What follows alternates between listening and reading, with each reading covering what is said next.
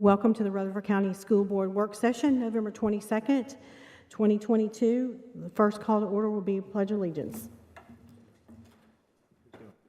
I pledge allegiance to the flag of the United States of America and to the republic for which it stands, one nation, under God, indivisible, with liberty and justice for all. Thank you, Dr. Sullivan. We're going to have a moment of silence.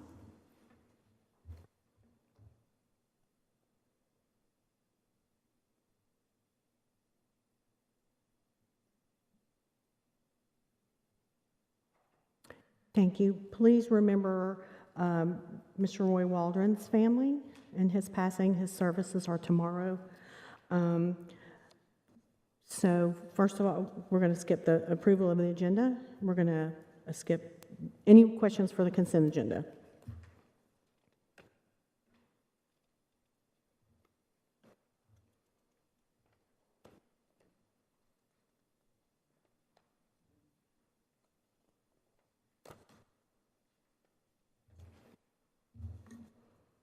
So next up, with no questions, we'll say recognition is going to be on the 3rd. Yeah, November 3rd, we have our recognition for the boardroom at the Rutherford County Board of Education Central Office. Will be named the Joyce Michaels Boardroom in honor of Mrs. Joyce Michaels, who served as the Executive Assistant to the Director of Schools and School Board from 1986 to 2021.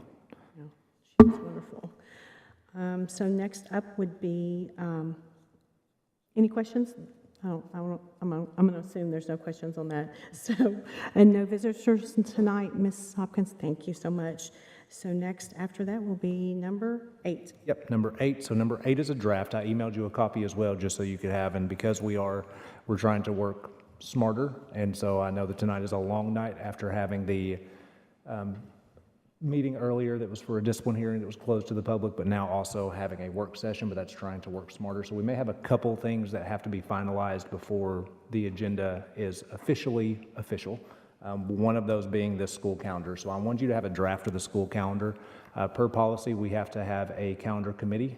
Our calendar committee met Tuesday. There's not a lot of things you can do with a calendar because of so many stipulations that you have. What I do want you to flip to is, if you will flip to the 3rd page. This goes over, and by policy, we don't have to have this done until May 1st, but it's good for our parents to have it much earlier than May 1st for everyone for planning purposes. You will see that our students have to have 180 student days. Teachers by contract have to have 200 days. Their 200 days include the 180 student days. They include 5 in-service days. 4 of those days are built into the calendar. 1 of those days they have to earn on their own. So that when you hear teachers talk about independent in-service, they have to earn 6 hours of in-service. We have 3 teacher administrative days, which we like to call our teacher work days. We are using inclement weather days for those. So as a district, we have 13 inclement weather days next year. We're using 3, so that'll bring us to 10. We always get the question from teachers, and we talk to the calendar committee about this. Can we, if we don't use our inclement weather days, can we just ask the commissioner to let school end early? No, that's not something we can do. There are counties in the past who have been able to do that. We are not one of those counties. That would put a hardship on multiple, it would put a hardship on our families, but also the commissioner of education is the only one that can do that. And in the event we use 10 inclement weather days during the 23-24 school year, you could ask the commissioner to waive that 180-day requirement. And they do that multiple times. Metro Nashville does that quite often, where they use up their 5 inclement weather days, and she gives those days. You'll see we have 5 discretionary days, 3 abbreviated days. Teachers do get vacation days, but their vacation, again, is told when they are, and so they are paid for winter break and they're paid for spring break. They are not paid for fall break. Days out of the calendar, you'll see the unpaid days to the right, and then we just have that running count to make sure that we know exactly what days the running count to equal those. A couple things that are highlighted that we gave them a couple options that are still for discussion that I wanted to highlight. We are starting August 1st. That is on a Tuesday. We are under a centralized, somewhat accounting system, so the question is going to be, why don't we start July 31st? A couple things. One, starting in July just sends a bad overall message to educators in general of getting 2 months off, even though they're not paid. They're not really off. They're just not working those months. The other part really deals with finance, and so we currently would have to turn all of the paperwork and have to take out insurance premium August 20th compared to right now, teachers get paid the first time September 20th. We are working with finance at the county to try to figure out a way for brand new teachers to get paid August 20th, because when you start August 1st and don't get a paycheck till September 20th, that is a very long time. That's a long time. I'll just hit a couple highlights. We are working on our K-12 parent-teacher conference days. We've had discussion on making that one day in general instead of having back-to-back. You will see a highlight of this calendar is that with the way the days work out, we actually have Thanksgiving break the entire week of Thanksgiving, modeling what some other districts do as well. I don't know that we've had that. You will see we still, as we go in, we have our teacher work days, and then we are still out before Memorial Day. So a couple things we always have to work with is what some other districts don't work with is we have to model election days. And so we have a primary for a presidential election in this. I know that seems far off, but it is not far off when you're looking at an academic calendar. We have to use, the county needs our facilities, and so we need to shut down on those days and do in-service days. So when you see those days, our county election board has asked us to allow our schools to be there. So that's all I got on the calendar, and I'll have a final proof to you tomorrow. Calendar committee has their final vote tomorrow. Can I ask you something? Please, about this? Don't know, so just asking. I'm looking at the January 5th date as when students return, and it's a Friday. Yep. Is there any way to move that to a Monday? If we, Coming off of Christmas break, I just have a feeling yep. a lot of people go to visit family and It all is. that kind of stuff. So if we move that day to January 8th, we are going to have to come back either the Tuesday of Memorial Day, or we would have to go the Monday of Thanksgiving week. So that's where we have to come from. That's what we run into in counting the days. Well, I get that. I was just trying to see if there was a place to, because I mean, normally we've only done 3 days on Thanksgiving week, correct? Correct. Wednesday, Thursday, Friday. A week at Thanksgiving is a gift from God.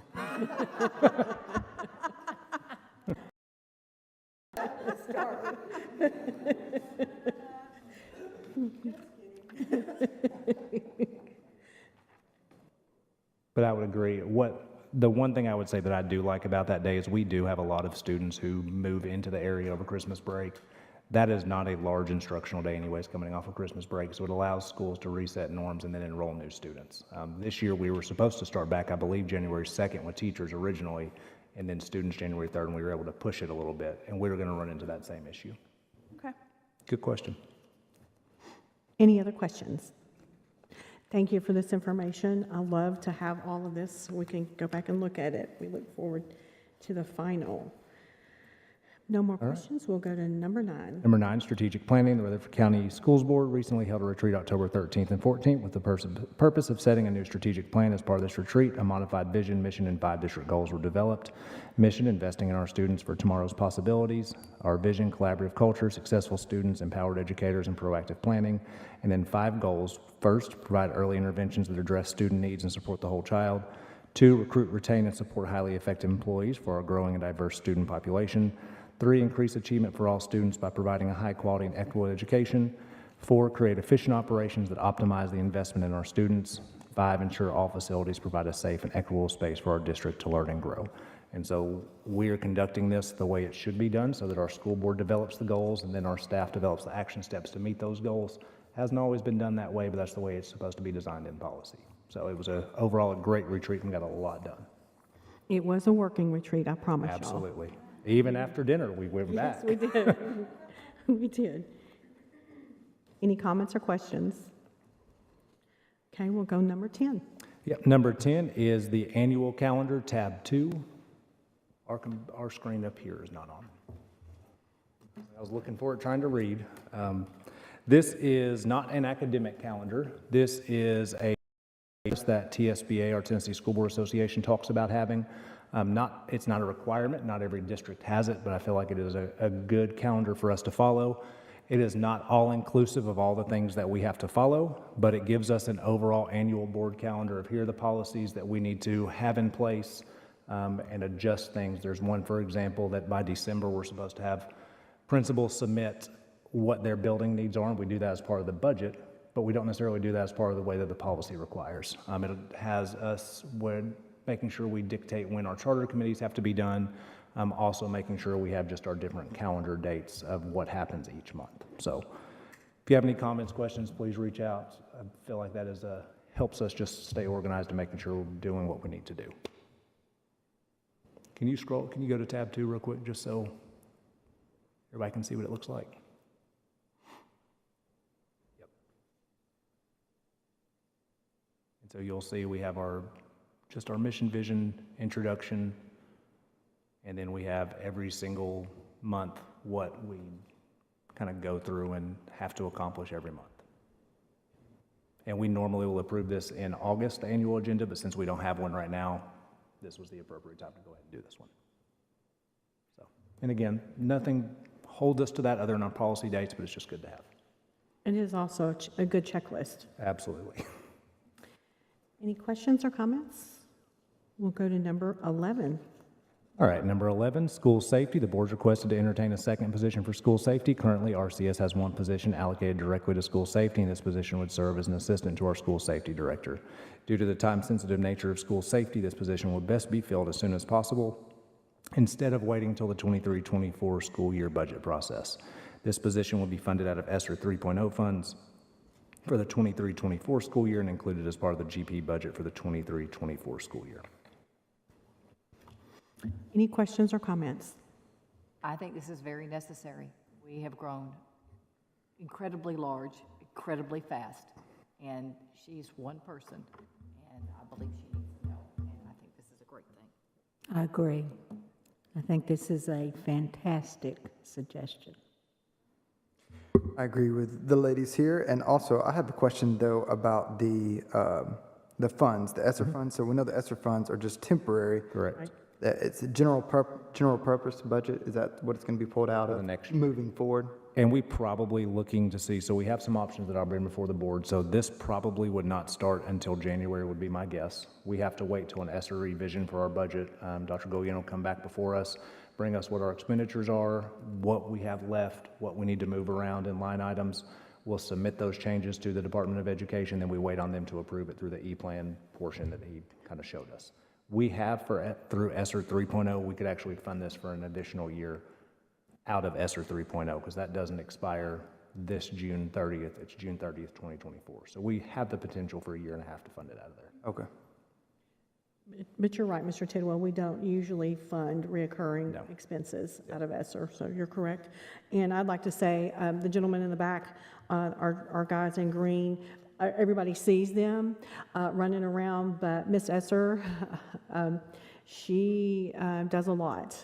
And, you know, just the things that are going on in our schools, you may not see her, but I know just some of the social media things that we had last week, I know she was getting phone calls late in the middle of the night, because I was getting them early in the morning. So we need to get her some help, because it's hard to cover 50 campuses. It was, and that was part of there's only one person, and then me being the director of schools, and we had 3 school campuses we needed to be at last Right. week. So. Yeah. Any more questions or comments? Number 12, please. All right, number 12, school board member cell phone. So several board members have requested a vote on providing a cell phone for school board members due to concerns about FOIA and personal devices. This is a board-specific item and would require further funding approval from the county commission and required committees. Estimated cost is $55 per phone per month and a $400, and that would be the most expensive, 100-time charge for purchase of a phone. Maximum cost to be funded through fund balance would be approximately $7,400 for all board members, and minimum cost would be $1,060 for one board member.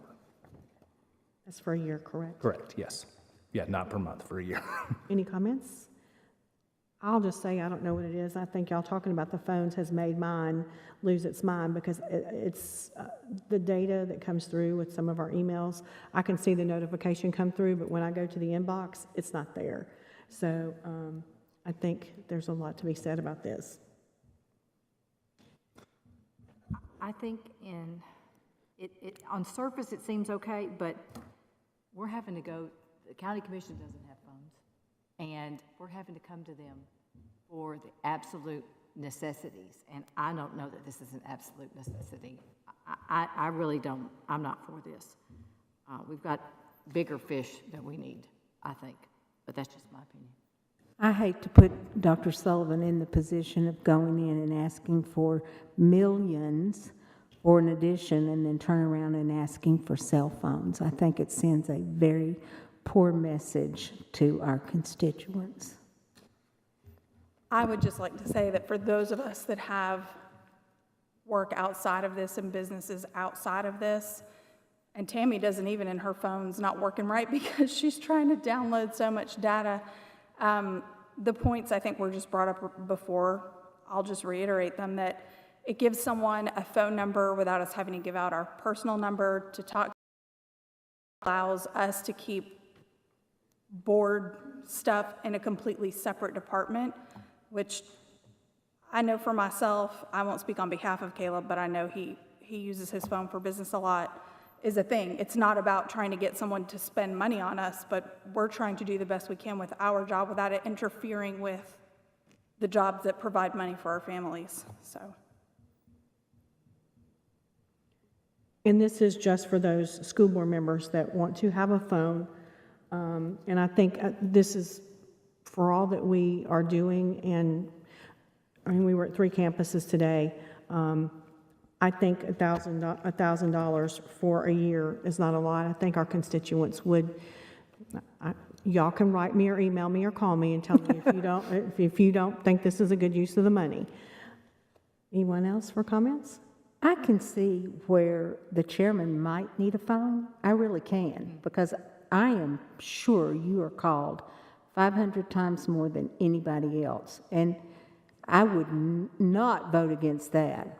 I will vote against this. I wouldn't either. I just don't want one. And that's fine. long And as if I don't have to this get is for only for I those have who a hard want time one. just keeping up with the one. Sorry, so I can see both sides of the argument.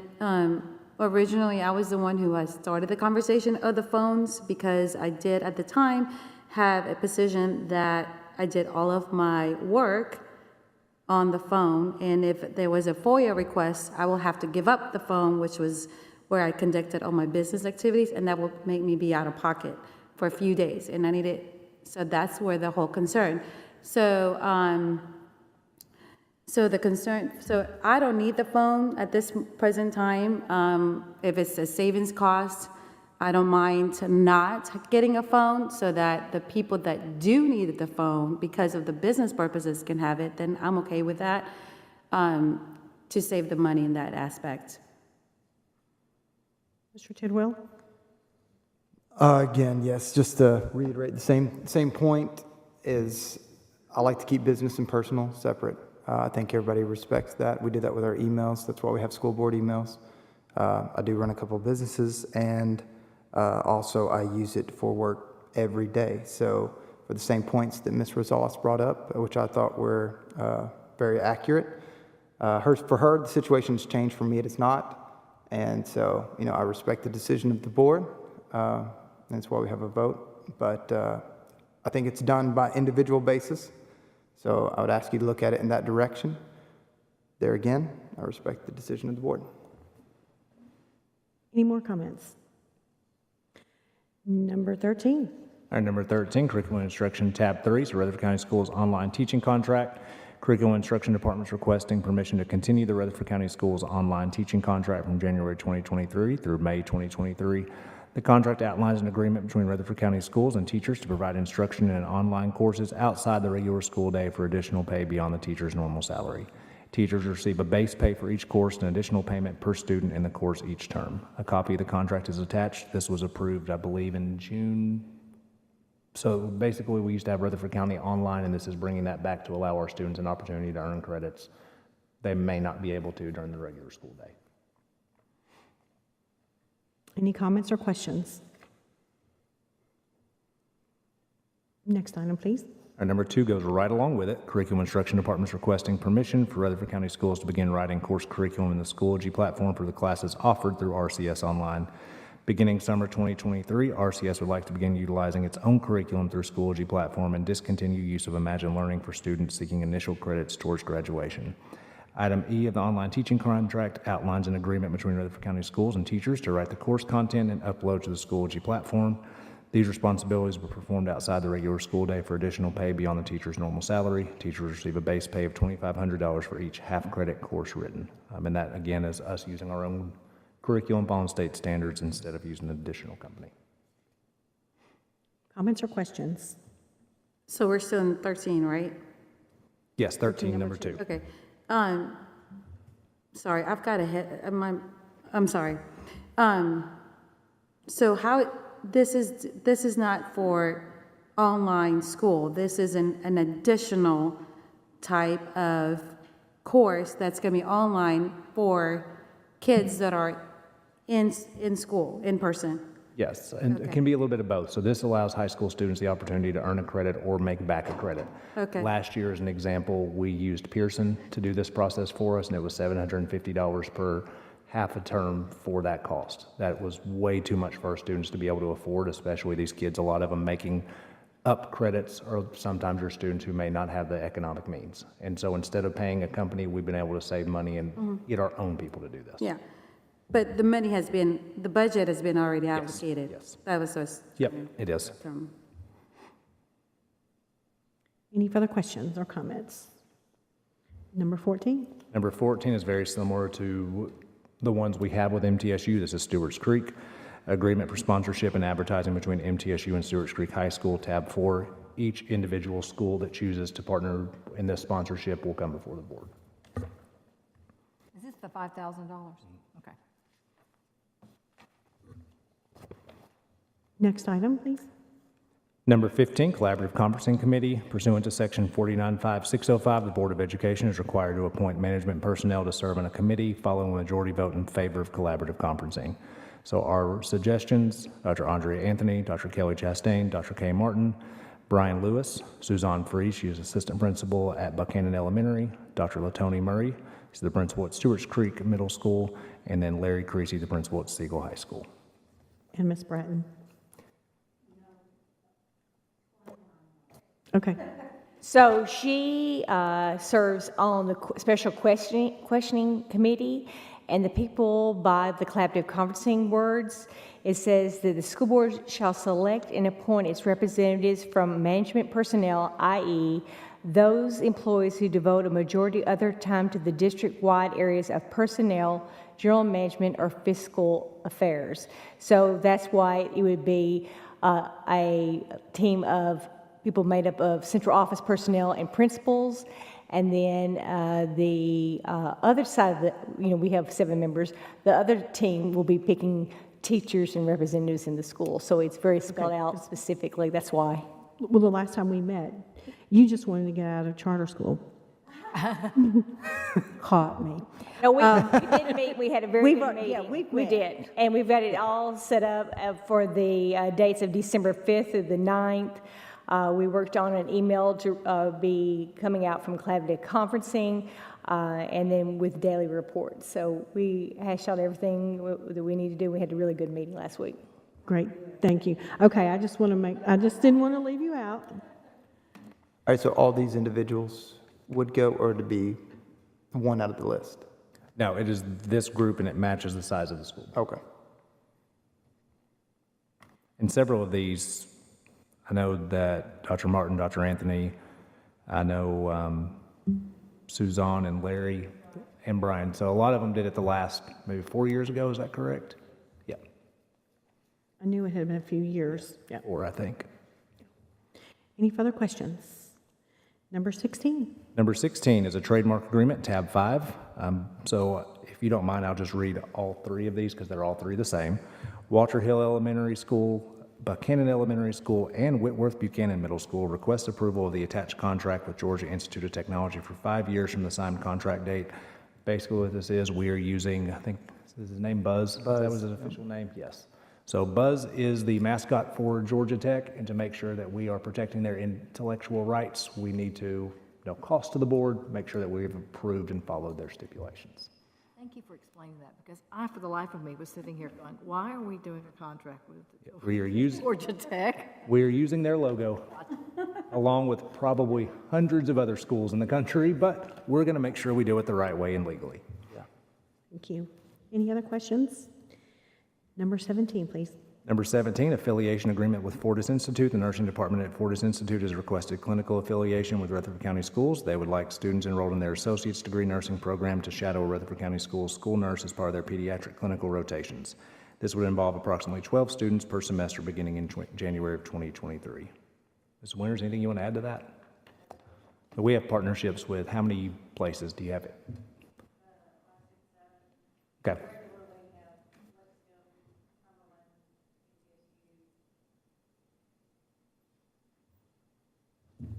Thank you. Nice to see you, Ms. Winters. Any other questions? We'll go to legal, number 18. All right, legal tab 7, Ada County transfer student. So student 1, does the board, Monica, have this file? Okay. And so you have that packet to review. My motion will be to deny admission based on that information that you have in that packet.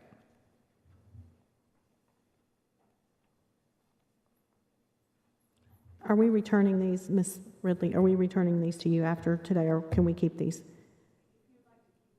Yeah, probably. Okay, just double checking. Any questions? But you're still going to send us this on our email, okay?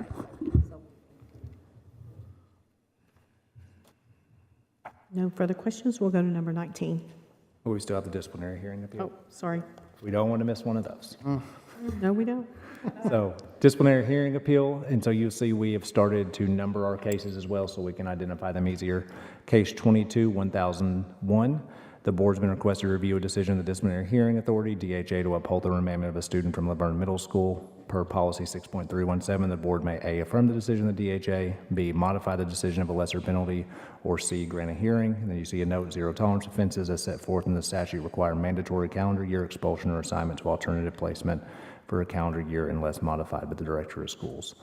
Ms. Ridley, is there a video that the board members can come and watch? There is a video. Of course, we can't show that in an open meeting due to privacy rights of the students that are depicted, but if you all would like to come by my office next week before the board meeting, we will be happy to show that to you all.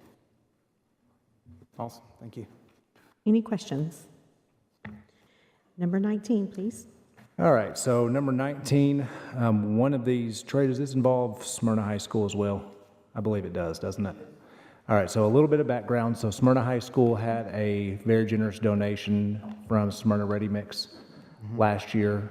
A decision was made to put those funds into our 177 account, which is our deferred maintenance capital projects.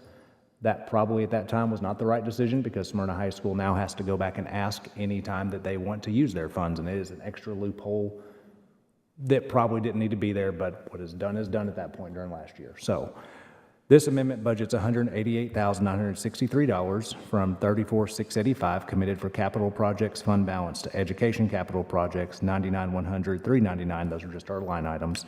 Other contracted services to cover amended change orders and future expenditure items regarding Smyrna High football turf project. The remaining balance after the project is complete will stay in one Fund 77 and be spent accordingly to donor guidance. The request is presented with the amendment. It also budgets $1.6 million for $34,685 committed for capital projects fund balance to education capital projects $99,100, $732 building purchases to procure additional portables for classroom space. In addition, the attached 177 budget amendment spreadsheet shows amounts to be amended internally before projects, and we will get to the discussion on portables next. So, and that may be something we probably, depending. Brian, November 3rd, you won't be here on November 3rd, so we should be fine to move. I would probably request that we move facilities and construction in front of financial matters. That way, if the board chooses not to go with portables, then part of this doesn't need to be there. Is that okay with everybody? Yep. Can we do that, Ms. Hopkins? Okay. Trey, anything you want to add to that? Because and Brian, it's a bunch. No, it's just made Smyrna High kind of difficult to be able to spend the remaining balance of their funds.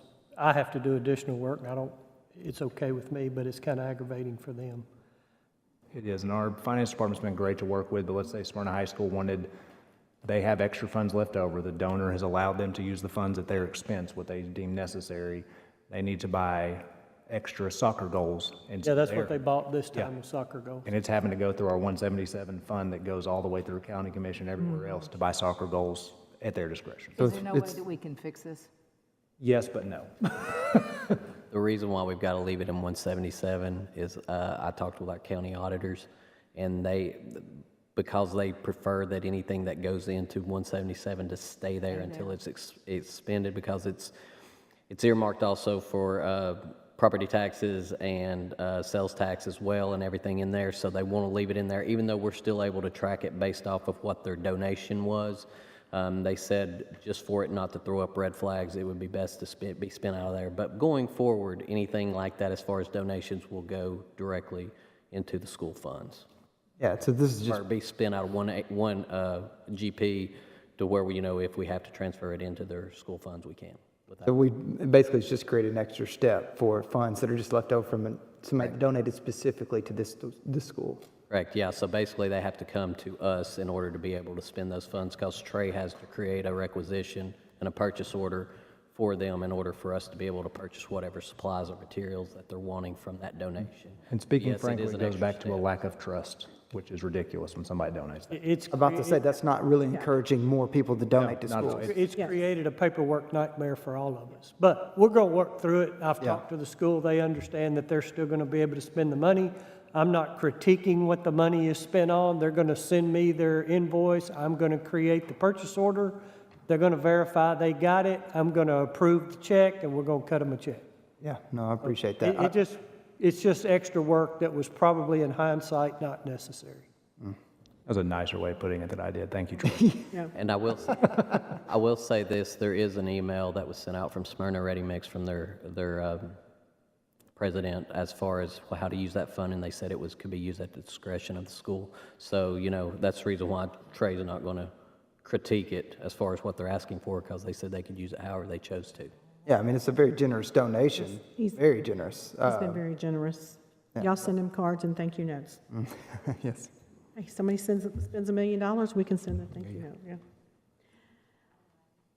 yeah. I've already sent one, but I'll send another one. Any further questions? Okay, I think number 2. Number 2, and this was, so Mr. Tidwell, something he's brought up multiple times, I think it's a great idea. Grant writer position, Budget and Finance Department would like to request a grant writer position. The purpose of the grant writer position would be to identify the potential of new funding sources, development of fundraising resources for existing and proposed programs and or services, writing grants, collaborating on grant applications with various district programs, processing, monitoring, coordinator required, report evaluations on existing grants. The proposed position will be funded through ESSER 3.0 funds and will be pending our December 2022 ESSER revision to TDOE. We did talk about doing this one out of ESSER because if we weren't seeing a return on investment after these funds, then we didn't need to use it. However, I think usually when you're doing a grant writer, you can find grants to pay for that position anyways. So, great idea. Great idea. Any questions or comments? Number 20. Number 20, Facilities and Construction, tab 9, Oakland Middle School soccer field request. Principal Brad Decker is requesting to place additional dirt on the soccer field at Oakland Middle School. This request is for the placement of approximately 40 to 50 loads of additional topsoil to the soccer field. This request has an undetermined cost at this time. However, it will be at no cost to the board. Engineering has reviewed the request and approves. Any questions or comments? Number 2. All right, number 2, Trey, I'll turn this to you. Review of property that's been reviewed since the last meeting. Okay, and I will have some additional things for you guys next time we meet, but they are included in the tab. We've had 3 pieces of property that we've been asked to look at. One was 29 acres for sale by owner, Rocky Fork Road. And then there was another piece also on Rocky Fork Road that has come up a couple of times from other commissioners. It's approximately 250 acres. The owner is willing to split off, whatever we would be interested in purchasing. The main problem with both of those pieces of property is they're in the corner of the county. They're almost on the Williamson County line. So if we were to purchase those pieces of property, which I'm not recommending, but let's say we were to talk about it, there's no way to rezone multiple schools and get relief like we would normally see to try and get relief at 3 to 5 schools. At best, you could relieve maybe a small portion of Stewart's Creek Elementary, and you would be looking at only being able to pull off 300 to 500 children. So it would be such a small pool that it doesn't, the value and the investment in that particular area doesn't give you enough pull for those two. Would it not also relieve Rock Springs as that one grows? It very slightly, because they're between the end of Cook's Lane at Rocky Fork, and you would go to Cook's Lane at Rock Springs. There's nothing there. And the potential for that property in that area to develop is not much. Once you get on the other side of Rock Springs, there's a few houses there in that the Beatty subdivision that's adjacent to the school.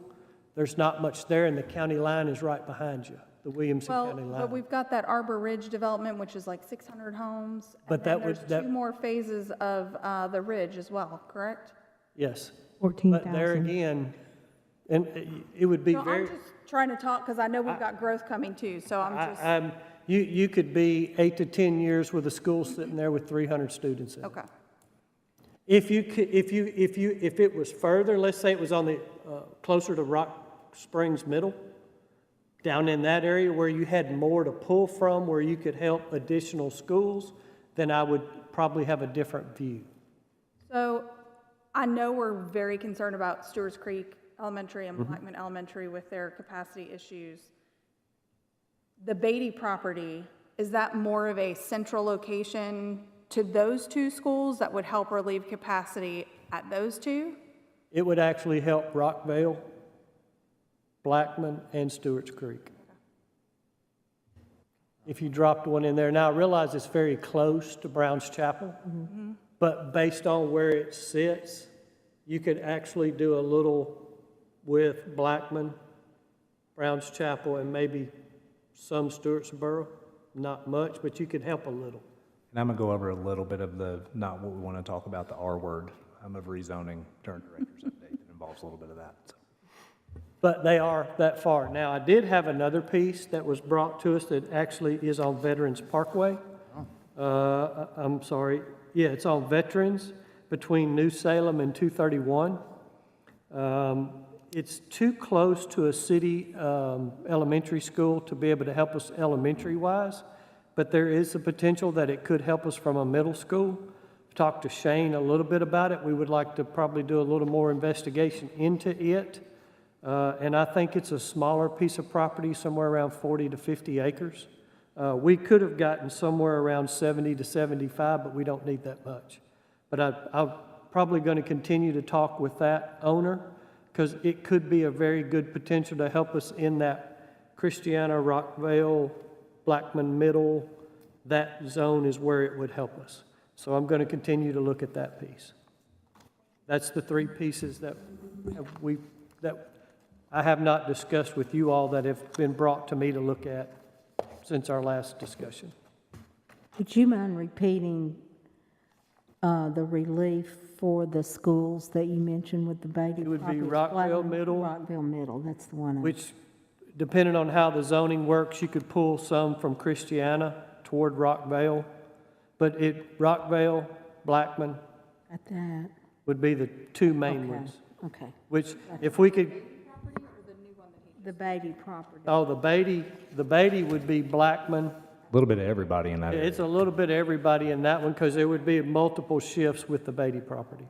So Blackman, Stewart's Creek. Would be your 2 where it would have the most, but you could have a little bit of effect at the others because you could pull. Okay, thank you, thank you. I want to say, I think it would behoove us to look at these pieces of property. If board members want to look at that, please let us know so Mr. Lee can do, because we've got the 5 annexes that we're going to do, but we need to start looking at property now because it's going to be gone. So I think we still need to look at those. And If we look at the Veterans Parkway property, will it be possible if Mr. Trey, or will it be Jeff, if they bring a proposal, can we get more information at that point of what the area surrounding, if they're selling, what other listing prices, properties are happening at the same time, so that we can kind of have a better understanding of where things are landing as far as prices wise? The owner we hadn't got that far with the owner to discuss price. I just had the potential to look at it to make sure that we had what we need there. But we can look at if there's been any recent sellings in that area. That'd be great. That's a request I am asking. If the rest of the board approves it and it's an agreement, the request will be to add that additional information so that when, I believe Jeff will be the one presenting, we can have that at our disposal to look at and compare as well. I would really appreciate that. Okay. And the Veterans Parkway property would be big enough for a middle school. Yes.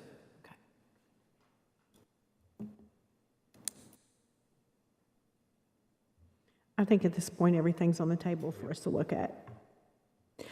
After being out, Ms. Darby and I and a couple of the county commissioners have been out to the creek, and we also went to Blackman, all 3 campuses today. We are out of room. We're seriously out of room. So as soon as we can, I don't know. We've got so many things going on in November. I don't know if there's a day in maybe in December that we could go look at. Board members, y'all want to chime in? December For what? December to go look at these 3 pieces. Oh, yeah, that'd be great. Yeah, December would be much better than. Yeah, because November is just so packed. Yeah, okay. Yeah, December would be a great month. Okay, thank That'd you. be good. Where is the status of that consulting? I know Dr. Sullivan, we've kind of were in discussion about that, and you had mentioned that there was possibility that they could bring up some pieces. Yeah, they're bringing an enrollment analysis to us at the December 13th board meeting. We've already requested them to come in person and not do a Zoom meeting, so that Okay, if there were great. things that we wanted to ask them to do before their next phase, they plan to go to the schools in January and February and actually look at each building. So if there's things we want them to look at, we can tell them that. in December. Okay, is there a timeline of when the pieces are? Yeah, it is, trying to remember if I get these right. Enrollment analysis is December, the school building capacity analysis is March to April, and then the final overall plan is April, May. My concern and what I imagine, and sometimes you just have to have, and they're not here, so it's fair to say this, I imagine what their recommendation is going to be is for us to scrap our entire zoning plan and start over. Sure, but what is the that's thing what my between guess March and is. Yep. April? What Yep. is between March and April? Yep. So, What is between March and sorry, April guys, again? just throwing that out there. He's asking what again? Oh, sorry, March and April is the building capacity. Building capacity. Yes. Like, we have our building capacity, but sometimes it's good to have a different view of what could spaces be used for. But they are bringing rezoning recommendations Yes, as they well. will. And that would be with the building That capacity? would be in the May, that'd be the very last one. The very everything last one. Altogether. Altogether.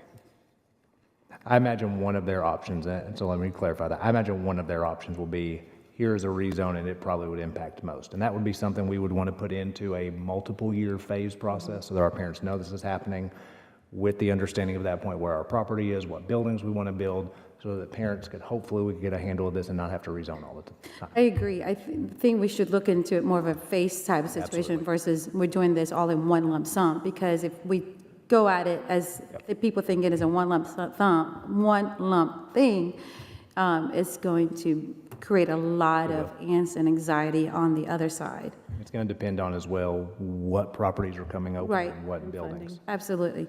But it will be good for us to have kind of a plan that's a little bit more gel, and that will be towards the end, it sounds like, in April and May.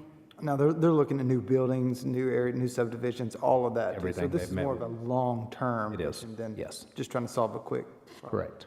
Will it be providing that recommendation of how long this phase will be? Yeah, they'll build it out however long we want them to. They will build it out. And then will they give the recommendation of, this should be the recommendation of phase 1, phase 2, phase 3? We can ask them that in December. That'll be great, if they can give us that recommendation of how to do it in that incremental steps and building towards it. And I That'd be think great. part of that's going to also depend on where we are in funding, what our buildings are, so that's something Sure. that will impact their Yeah. phases as well. So they are putting the overall Oakland and Riverdale and Smyrna built into the They're kind of plan. waiting to see where we go in with land. So that's why they did the enrollment first, to see where we are in the bond market, all that kind of stuff by that time.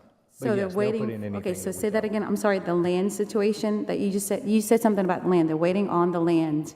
They are up, so I meet with them monthly, and I Okay. give them an update of where we are. So they understand that we haven't gone to the bond market yet. So they have the proposal for the 3 additions in their initial plan, but they won't officially put it in that this is part of our proposal until they know that that's there.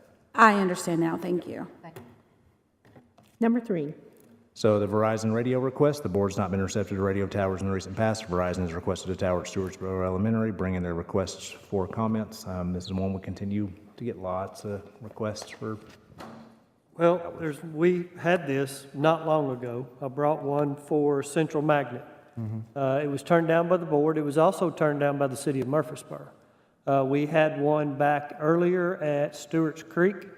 Request there. The principals there were not in favor of it either. They don't like the way it looks. This is another request that's being asked for, similar to Central Magnet and Stewart's Creek, for Cedar Grove area. They ask, I have to bring, I always tell them the board is not receptive to radio towers and cell phone towers on our property. However, I'll be glad to go back to see what they're thinking now. So anyway, I'm bringing this one back. Dr. Sullivan and I have gotten numerous emails from, I brought that not too long ago about the ones that were, much taller, where we rent the space, and they have 100 by 100 footprint on they're back again. Yes, sir. So you don't have to vote, but I would like to have a consensus, y'all just can converse, and you can look at me and go, we're still not interested in having cell towers on our school properties, and I'll take care of the rest. What does the school think about it? What is Stewartsboro? They don't want it there? That's what I wanted to know. What too. now? What is Stewartsboro Elementary? They don't want it on their property either? I mean, this is It's typically up to the board. The principals got together at Stewart's Creek because they didn't want it. The principal at Central Magnet was not involved. I'm not going to say they're ugly, but Yeah, I was looking at the design. I mean, it looks more like a light pole than your that's the self-supporter. or same style that Verizon has brought to the board on numerous occasions. So if y'all want to approve it, we'll approve it. What are your thoughts? I mean, why do we typically not approve it? I think the last time that it was up for discussion was because of the looks, because of the way it stands out, and there's been complaints about it. And I'm just wondering if that's not going to be the same in every area, or it is the same in every area. I don't know. Didn't we also have some discussion about some knucklehead wanting to climb the thing? Yeah. And the Well, they grass. could do that on a light pole, but In the grass. we have plenty of knuckleheads that can. Do we have to talk about the grass? Yes. And if I recall, they were offering some money, but it was not a lot of money. That's the other tower that's back again, looking for approval. Is it varies. That particular tower is not what I'm talking about tonight, but it varies from at most probably $3,000 a month, but they have a fairly sizable footprint. It's 100. It looks like a regular radio tower, and they have easements that they can enter and exit our property anytime they want to. And it's kind of the same thing with these towers. They have easements that go along with it, right-of-ways to them. This one's on the corner. The reason they like us is because we have big open areas. And they're always looking for big open areas. So it's typically schools and churches that have those type of properties. They typically don't have very much success with churches, so now they're looking for schools. Well, full disclosure, I used to work in the cell phone tower business, and this particular design is much slimmer than most. And that's what I was saying. If it's not an eyesore, and if it's not taking up as much space, a lot of the towers, and this, I didn't see it on here, but do they have like a 10 by 15 room they're wanting to add on to it as well, or is it just strictly what This is was on strictly the tower. the light pole with the Ericsson on it? Where would it be in It's on the regard? corner. The drawings are attached to your sheet. I don't Can see you it. pull it up, John? Pull up the tab. Oh, okay. I'd be curious to know where it's going to be located. It's on the corner of Old Nashville Highway and Pioneer Drive, Up here. right in front of the school, on the What corner. financial, Oh, right in front of the school, Yes, on the corner. on the corner? and is there and the financial principal- advice in them? About 3,000 too, do they? No, this one is we don't get anything off this one. Oh, okay, well then, you know, It- And the, well, There you go. but this is right for the there. school here. Yeah, it's. No, it's this is on for the the corner of Verizon. Old Nashville Highway. That's the front parking lot that you see to the left of the drawing there. And it would be on the corner as you turn in. But with Verizon, those towers, there is no return. It's just for free. Is that negotiable? Not with them. Nor with us then. Will they give us some cell phones? I for that? like the way you're thinking. It'll keep me from going before the county commission, Yes. so that would be great. Yeah. Number 4, please. All right, number 4, so I'm going to bring up two things in number 4 and I believe in number 6, and they kind of go together. So we all know that we are overcrowded in multiple areas. Part of my job is to look at possible plans, even though they're not great plans. We know that for any type of building, we are 2 years out at the earliest, pending all types of funding approval. So kind of what I started playing around with was how could we relieve some type of overcrowding from our places, and also go back to the unfortunate portion of looking at portables, because what you guys have seen, if you go to Stewart's Creek, Blackman, or any of our other campuses, portables are not great. They are a safety concern. But where we are educating kids is also not great when we are having to cut our campuses into so many small pieces. So number 4 is architectural design fees. Engineering Construction is requesting to begin the design process for an addition to Stewart's Creek Elementary and an annex at Blackman Elementary to relieve overcrowding. Based on the 5-year building program and 5% design fees for the approved architects, we're requesting to fund $500,000 and $700,000 respectively. These funds will come from the building program. So what has kind of got us where we are right now with the high school additions is we didn't necessarily have the funds available, and so we had to wait all this time. I don't know when the funds would or could be approved by the county commission to give us the option to do this, but at least we would have the design fees done because we have this money left in our building program, probably from Plainview. Is it left from Plainview? A little bit of everywhere? It's a couple of different projects. Any funds that have been left in the elementary projects over the last 5 to 7 years have gone to a placeholder. They stay in the building program because that's where the money was borrowed and it's appropriated. This is not something unusual. We've done this in the past to get projects going, is to use funds because we don't have to go to the bond market. We just need to ask the county commission to let us spend them in this manner. They would be probably future projects so that we would go ahead and get started and they don't have to expend, the money's already there. We just move it from one school to another. So again, it's not a perfect solution, but at least gets us moving. Well, these annexes are really to accommodate what's currently there and try to alleviate the portables, or are you talking about expanding the capacity to even more than what's currently there? Blackman wouldn't be much of an expansion. It would be I don't want to use the term exact, but it would basically be the same addition that we did at Rock Springs Elementary. It would be an annex. They would probably get a little bit of relief. However, if they continue to grow at the rate they're growing, by the time this is completed, and I'm going to go in my imaginary world, if we started today, we're 2 years away. So in an imaginary world, if they have their continued growth, what we say they have 200 to 300 now could actually be 150 by the time we get these projects completed. At Stewart's Creek, it would be to alleviate the portables only, Okay. with the hopes that we can hold that and get something permanent that would be the permanent solution for the whole area.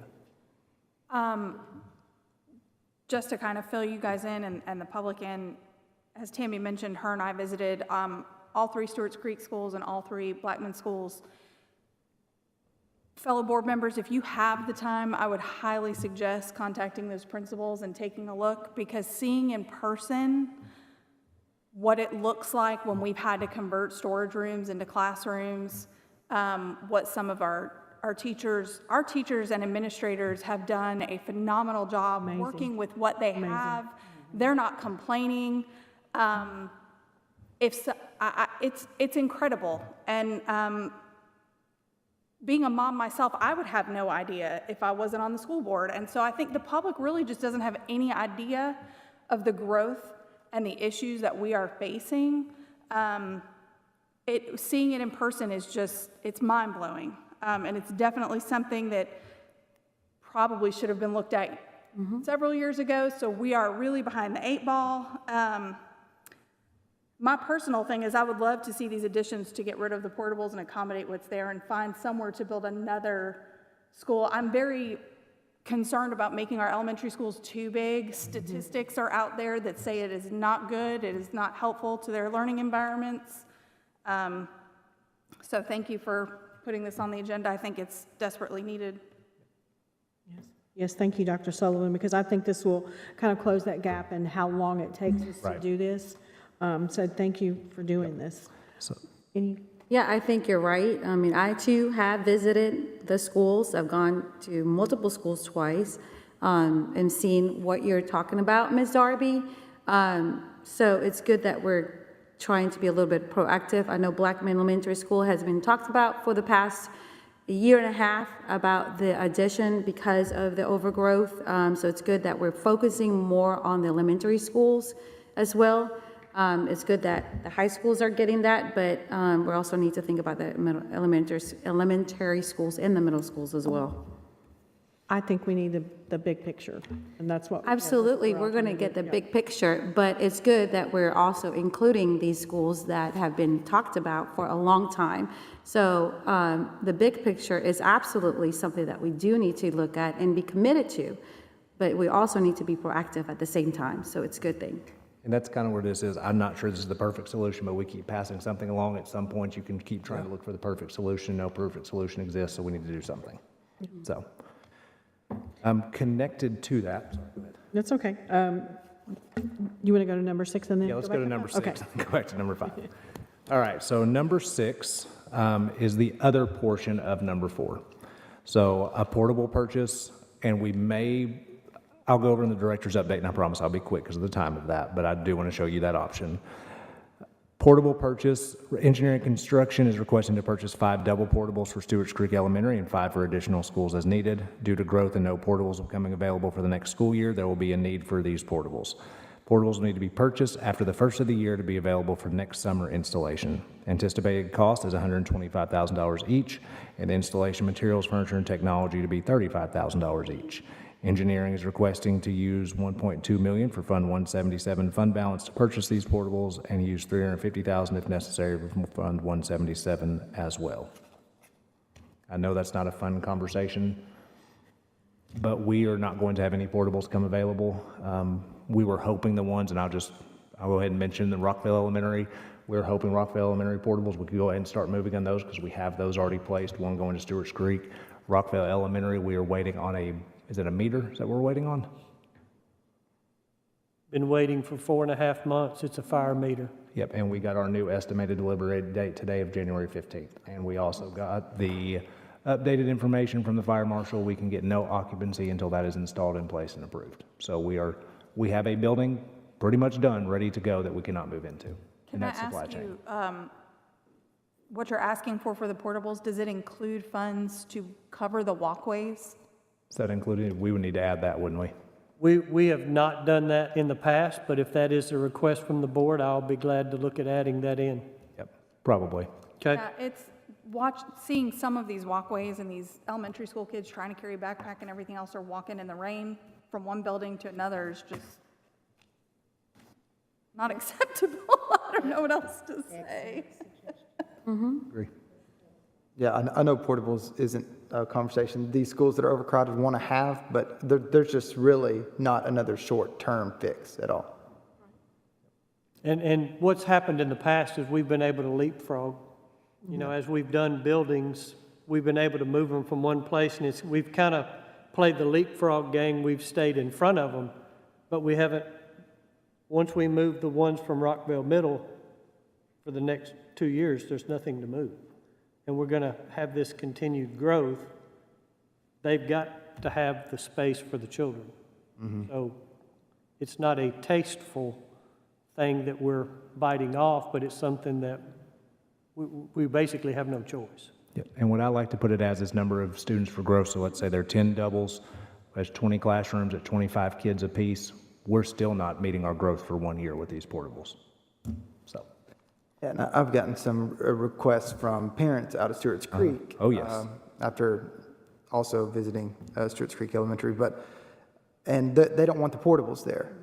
But I think it's just, for clarity's sake, even if they're asking for a rezone, to say, well, why can't we just rezone? But even if you make that decision today, if tonight we made that decision, it was done, it still doesn't get done, or it still doesn't happen until the following school year. And they're still growing at a continued pace. So there's just, to put it out there to those that are watching, there is not a lot of short-term fixes other than portables. And no parent wants a portable. No school. Yeah, no school wants them. Nobody is, yeah. But it's kind of been a necessary evil. For I decades. I can't imagine any school hasn't gone through. Some of our older schools have had portables come and go and come and go. I hate it, but it looks like this might be the only thing that we can do logically. It's that or we ignore the problem and the kids keep stacking on top of it. So Principal Tina Turner at Stewart's Creek Elementary, they are continuing to have students come across the border because the parents are selling the homes in Davidson County because they're very expensive there, and where usually around Labor Day, we see kind of a drop-off from the East Coast and the West Coast because they don't think we go to school until Labor Day. But she is telling us she's still seeing, on average, a new student a day. Easily a new student a day. And, you know, that's something just driving down the street that people don't see. And we've got to educate Rutherford Countyans to how many people that are coming here and what our teachers are facing every day. All right, so back up to number 5. So this is the weird bid of bid number 3627. This one just keeps coming back. And so this is from, I believe, June originally. So it's urinal partitions or screens. I don't know what they're called. But Engineering Construction is requesting to fund bid 3627 that was approved on 10/12/22. This bid is for the urinal screens at 42 schools at a cost of, and that should be $175,607, not the 4. Whew, that'd be $4 million for urinal screens. That would be rough. This project was not included in this year's budget. Engineering is requesting to use Fund 177 fund balance to fund this project.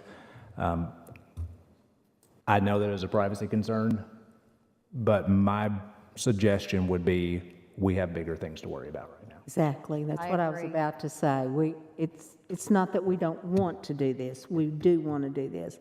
And I think it's something that we can push back because we got bigger fish to fry right now. Absolutely. Thank you, ladies. I agree. So, Okay. Financial report I'll do next Thursday. Insurance update. Dr. Anthony, you want to do an insurance update? Because it's been fun. Sure. let me- Don't forget, last day to enroll is next November Friday. We have seen a significant jump in our enrollment. Right now, we're at 75.25% with my benefits. The state has about 963 requests that are pending right now. They cleared about 1,000 today, and so they have 1,000 for the morning. And so they're at about a 61.18 for Edison. Once those get cleared, we're looking at about 75% fill rate with 6 more days, including plus the weekend, to finish those out. So we're just encouraging everybody to go ahead and make those selections and not wait to that Friday date in case the systems both crash. We want to be able to make sure we get everybody enrolled and set with insurance. And you do have to take action whether you decide you're going to decline it or accept it. So you do have to go in. Dr. Anthony, having been involved in this one more time, do you have enough help? We can always use help. It's, we have 4 No. right now to help us No. enroll. That's what I thought. There's no way that so- you have enough help. It's always, as we get into learning more and more about the state, and then also having to have 2 different programs to use to get enrolled, to make sure we create the right deductions and those kind of things, it would be helpful to have another full-time position, and that would be another benefits coordinator. We finally, last week, got our secretary, and she's doing a fabulous job, but someone also that has the ability to go in and help key, enter, and then as people may choose not to, let's say, for instance, post 65 and they choose not to stay with the county plan and they want to use the Tennessee plan, we'll be able to enter those options for them for those 476. Yeah, I'm just thankful every day that our people have not left from insurance because we'd be lost That's what I'm without them. afraid of. Folks, where can we get the money? We need a position. I've watched this. Oh, never mind. There it is. Urinals. It's coming. Help us on the way. We got it, never mind. If the board would like, I can look at adding that since it's a work session. I can look to add that to the agenda. I think it'd be great. Position, the I ad, can look to add that to the Yeah. agenda since it's a work. I said I can look to add that to the agenda since it's a work session to discuss. I'm sorry, Yes. Brian, I Yes. don't know. That where would be we're- Could we do that? And we would use the job description that you all approved. Yes. Earlier this year.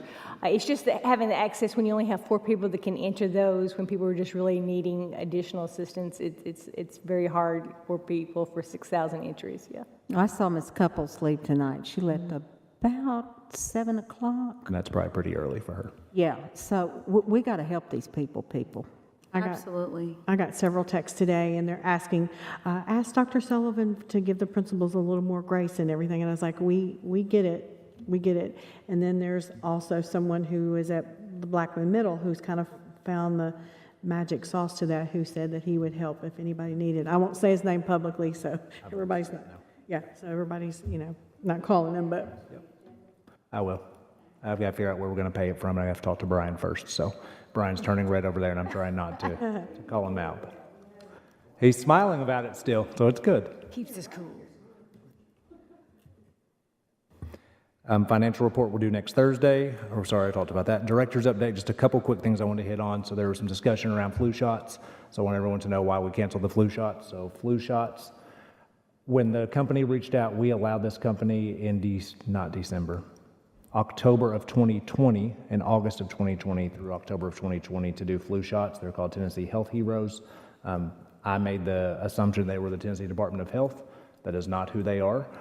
So when I was there, I got an email Sunday about it, and then I wanted to check to make sure what is our MOU saying, who actually is this company, and our MOU expired October of 2020. So yes, I made that quick decision to cancel it because we did not have a signed MOU with them, and allowing somebody into our school that we don't have a signed MOU with wasn't something I was willing to do. So sorry for that quick cancellation, but it was something that needed to happen.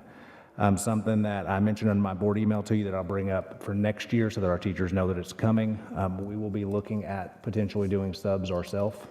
That'll be something at least for discussion. We have increased our sub fill rate and it is not, or increased our sub pay, and our sub fill rate is still on a good day in the 60s, on a very good day. I got 2 texts from principals this morning, and one when we were at Blackman Elementary School today. That was a good day for them. They only had 6 openings and they only had to pull 3. But when you're pulling 3 people that have roles somewhere else in the building. The other one I received was from Oakland Middle School, and I believe they had 11 openings and only 2 subs. And so those are 9 people. Same thing, Blackman High School today, I think they had 14 openings. And so we'll have some plans to look at that in the future. I mentioned we had our Educator Advisory Council, which is just someone that meets with myself from every school. We had our first meeting. We'll have another meeting in November. That was great. If you will, John, so I wanted part of that problem as well. So the question keeps being brought up, where could we rezone? I'm going to come over there and take that seat for a second. Hey, Dr. Sullivan. Yep. We thought about having permanent subs in buildings. Yeah. I know some districts do that, don't know how. super subs. Do what? Super subs. Super subs. Okay, so yes, the way we have it coded right now, it would have to be an EA, and we only have 23 EA positions for the entire district. Okay. Educational system. Yes. Because subs are sub-line items on contract, and there are no positions. And by policy, I can't create any positions unless it's board approved. And that money is in a completely different line. So the only permanent subs we could do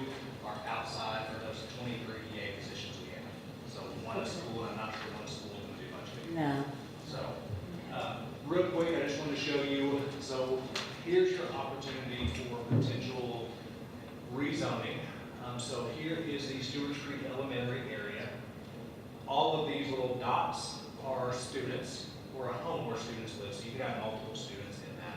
This is your Stewart's Creek Elementary zone.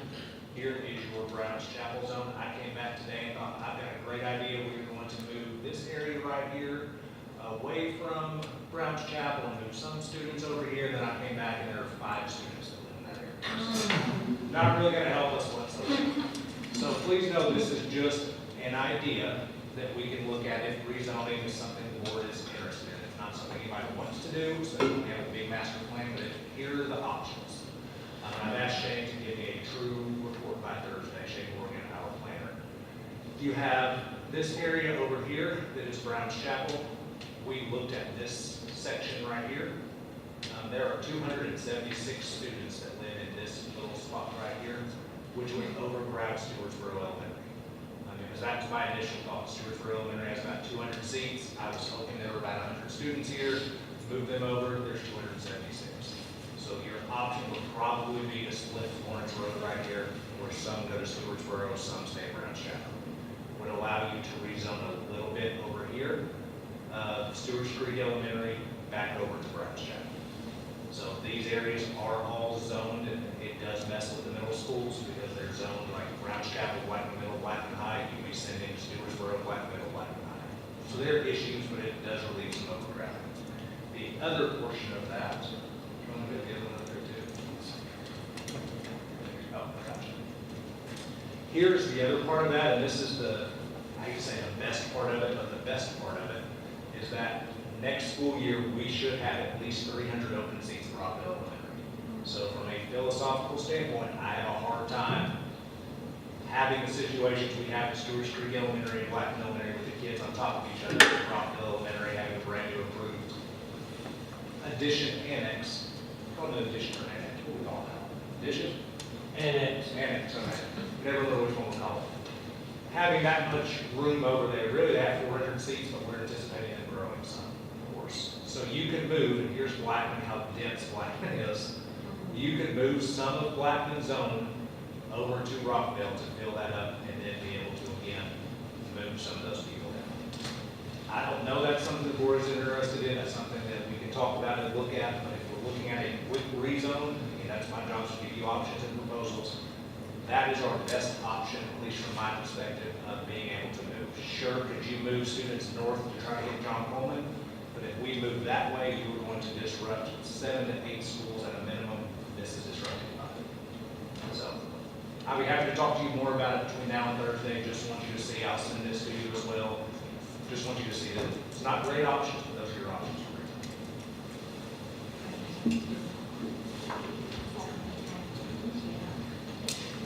The problem is there's no one pill to swallow No. to take care of all of this. And talking to Shane, if we rezoned and we purchased portables, it probably buys us 2 to 3 years. Now, all of those will be filled back up.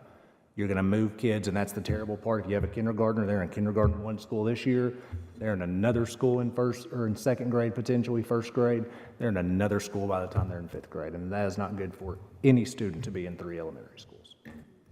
On the topic of rezoning, though, we are doing that study, so we're really probably not going to make any decisions really until. Yeah, this would be, so this idea came truly out of all the discussion that's happening around Stewart's Creek, Blackman. The conversation around rezoning, here's your rezoning, you shift everybody south towards Rockville. So that's kind of the option from my perspective. Yeah. That will be an option for next school year, It'd be an option for next school year. for 2023, 2024. Yes, so when we wait on the proposal from the RSP company, that's probably going to be the 24-25 school year. Right. Because that would not be fair to parents to say, here's your proposal in May, and now all of a sudden we're rezoning you. So this is probably, if we're looking at rezoning next year, this is your option to rezone. And you can modify it and make it a little bit smaller, however you wanted to, but just wanted to get direction over the next week or so if this is something you wanted us to explore or we don't have any appetite to rezone. Okay, so you said we did something like this and bought the portables, it would buy us how much time? 2 to 3 years. So we could get something built in that amount of time?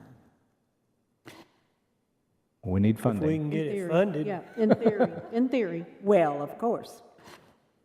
Well, there's a proposal to do the design fees, to do design for the new additions and stuff. How soon what's the turnaround for that, the design?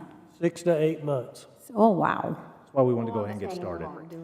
Yeah, we wanted to go ahead and get Wow. started. 6 to 8 months. Yeah, that's, Will they have bathrooms in this? This one, yes. In the annex, Yes. Stewart's Creek, no.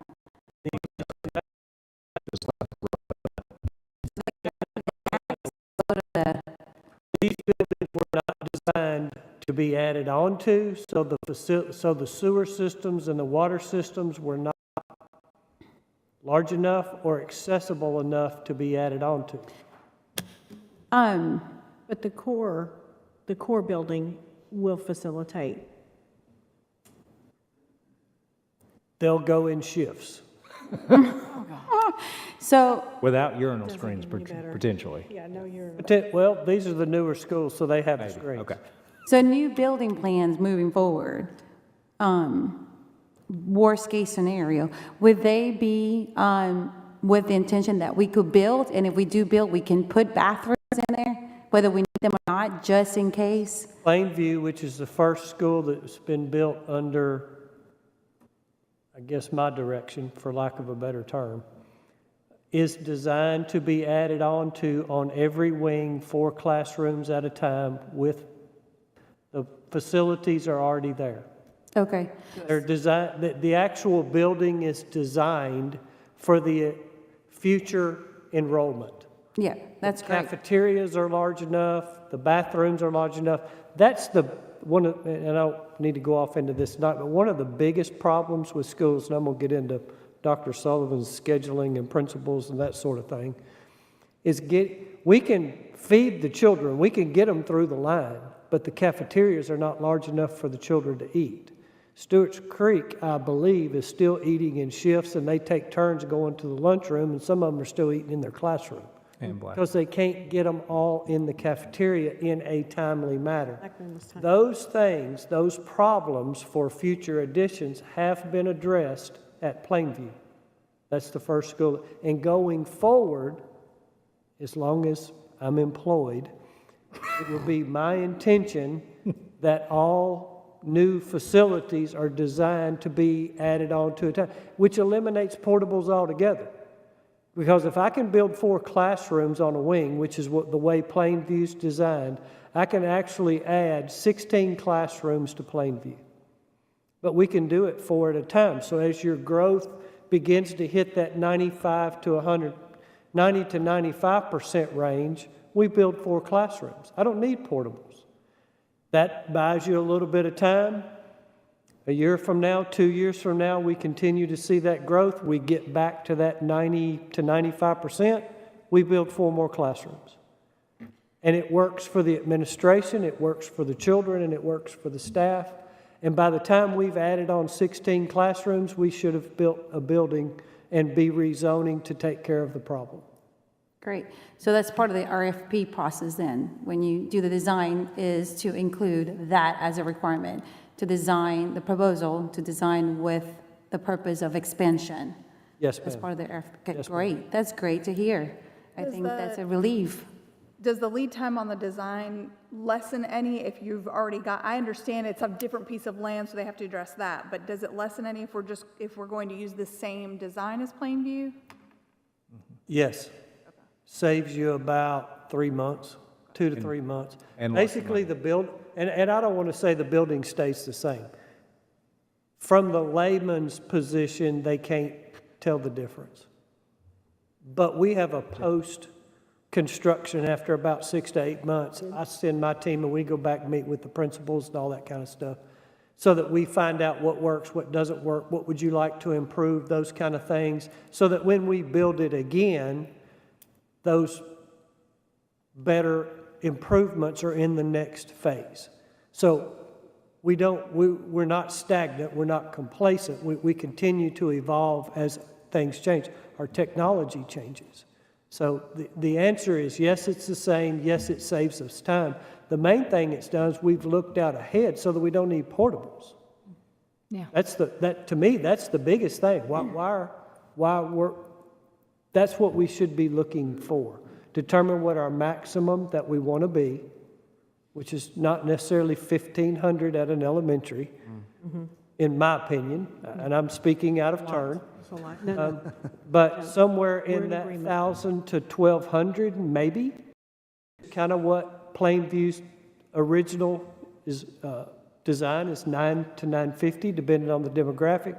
16 classrooms gets us into that 1,200 range, all under one roof, no security, no safety, no portables, all that kind of time, and it buys us the flexibility of doing 4 at a time. Well, thank you very much for considering all of those elements and adding that too as part of And the as we go requirements forward, for- whether it's a middle school or a high school, because none of our middles or none of our highs are designed to be added onto either, Right. you end up becoming a hodgepodge. Well, and let But me, we're looking at that. another thing that came up while we were visiting today that I had, that was an issue, is holding areas for these kids. The schools are running out of space prior to school starting for these students to be, so, and it's creating extra stress, like on the auditorium, are breaking and all, it's just, it's a bigger problem, I think, than most people realize. It is, and something that I think is, we don't think about, but part of that middle and high school experience, and even elementary, is having assemblies in middle school, and it's where I started. I started teaching at Blackman Middle School, and so I go back to our middle school pep rallies. Blackman Middle School cannot have a pep rally, they do it by grade level, because there's no way to fit 1,600, so. Unless they go across the street. So last thing I wanted to say is I wanted to wish Claire happy birthday, 32nd birthday today. Happy birthday. So, Happy glad you wanted to spend today with us, so thank you so much. No, we appreciate all of you. Happy birthday, Claire. Happy birthday. Thank you. So we're going to wait until next week for the Tennessee Legislative and the Federal Relations Report. And I'll go into general discussion. Ms. Rosales and I, are you still going with me? Yes. Yes, okay. Yes. We're going to Bowling Green next week, y'all. Watch out. There's a new schools, I forgot the title. Who's driving? We're separate. It's Don't a, let Tammy, don't follow Tammy. No, I'm I've not. been I gotta Bowling leave. Green I have to have my own car anyways. I'm gonna be leaving one You'll day. end up zero in net gain. Follow Tammy. Oh, no, I got my GPS and these, and Waze, I mean, not They're Waze. taking Google away from me. Zero net gain new school initiative. Thank you so much. So we're going to look at some of the, Zero net gain. It's how to build energy efficient schools that leave a less carbon footprint. Yeah. we're excited about that. We're going to do some tours, and they're going to have some expos for products for new schools and things like that. So we're pretty excited about going for that. If there's no further discussions, or go ahead. I do have something to bring up. Yeah. So I was brought to my attention that there was a situation that occurred with being able to practice, exercise your First Amendment right in regards to freedom of speech. And that the policy within our school may not necessarily be in alignment with state law. So it'd be great. Can I update you? Because I know you've been out of town. I've been working with the state and the state attorneys, and we may process, even go further to that, to the AG. But I've got some information back from Representative Sparks' office today, and so I'll be sharing that with y'all. We've just been running it at breakneck speed. Okay, great. I haven't had a chance. So we've been working behind the scenes trying to get an answer for everyone who wants one. Okay, that'd be great if we can get an update on that. That'd be good. Without an objection, we're going to be adjourned. Thank you.